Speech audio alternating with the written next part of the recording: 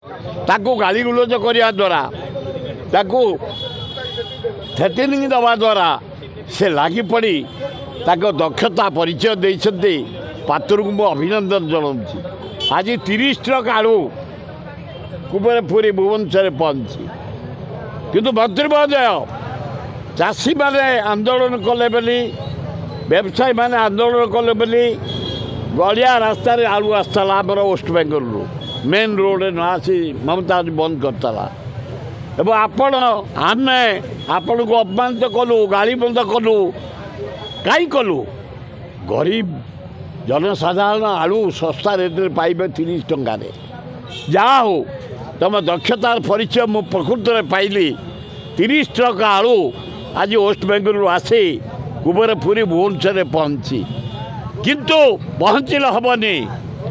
10 ଟଙ୍କା କମିଛି, 50 ଟଙ୍କା ଥିଲା ପରଦିନ, କାଲି 40 ଟଙ୍କା ହେଇଛି, ଆଜି 40। 30ରେ ପହଞ୍ଚାଅ। 30 ଟଙ୍କାରେ ଗରିବ ଲୋକଙ୍କୁ ଆଳୁ ଦିଅ, ମୁଁ ଧନ୍ୟବାଦ ଦେବି। ଏପଟେ ମନ୍ତ୍ରୀ କହୁଛନ୍ତି ଆମର ୱେଷ୍ଟବେଙ୍ଗଲରୁ ଆଳୁ ନହେଲେ ଆମର କିଛି ଅସୁବିଧା ନାହିଁ। ସେ ବେକାର କହୁଛି ୱେଷ୍ଟବେଙ୍ଗଲରୁ କାହିଁକି ତେଲ ମାରିକି ଆଣିକି 30 ଟଙ୍କା ଆଜି ପହଞ୍ଚେଇଛନ୍ତି। ଥୁଆ ହେଇଛି ଏଇନା, ଚାଲ ମୋ ସାଥିରେ ମୁଁ ଦେଖେଇଦେବି। କୁବେରପୁରରେ ୱେଷ୍ଟବେଙ୍ଗଲ ଆଳୁ 30 ଟ୍ରିପ୍ ଥୁଆ ହେଇଛି। ତେଣୁ ମନ୍ତ୍ରୀକି ଧନ୍ୟବାଦ। ଆଳୁ ଆସିଗଲା, କିନ୍ତୁ ରେଟ୍ଟା ଯେମିତି ଗରିବ ଲୋକ 30 ଟଙ୍କାରେ ପାଇବେ ଏବଂ ପିଆଜ 70 ଟଙ୍କା ଆଜି କେମିତି 50 ଟଙ୍କାରେ ପାଇବେ ବ୍ୟବସ୍ଥା କରିବା ପାଇଁ ଆପଣମାନଙ୍କ ଜରିଆରେ ମୁଁ ଅନୁରୋଧ କରୁଛି। ନବୀନ ବାବୁ ପୁଣି ମମତା ଭଉଣୀ କହିଲେ କି ଆଳୁ ଛାଡ଼ିବା। ମୁଁ କହିପାରିବିନି, ସେ ତ ଭାଇ ଭଉଣୀ ତାଙ୍କର ଘନିଷ୍ଠ ସମ୍ପର୍କ।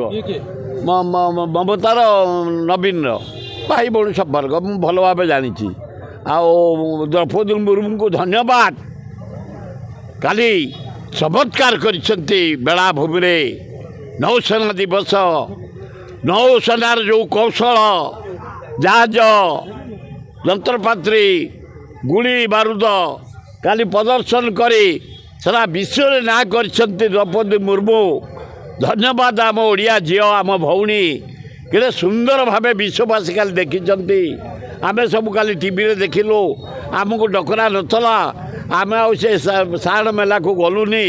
କେବଳ ଆମେ ଦେଖିଲୁ ଆମ ବାଚସ୍ପତି, ଆମ ମୁଖ୍ୟମନ୍ତ୍ରୀ, ମନ୍ତ୍ରୀମାନଙ୍କୁ, MLA ମାନଙ୍କୁ ନେଲେ, ନାଚ ଗୀତ କଲେ, ଖାଇଲେ ପିଇଲେ, ଦେଖିଲେ, କୋଣାର୍କ ଫେଷ୍ଟିଭାଲ ଦେଖିଲେ।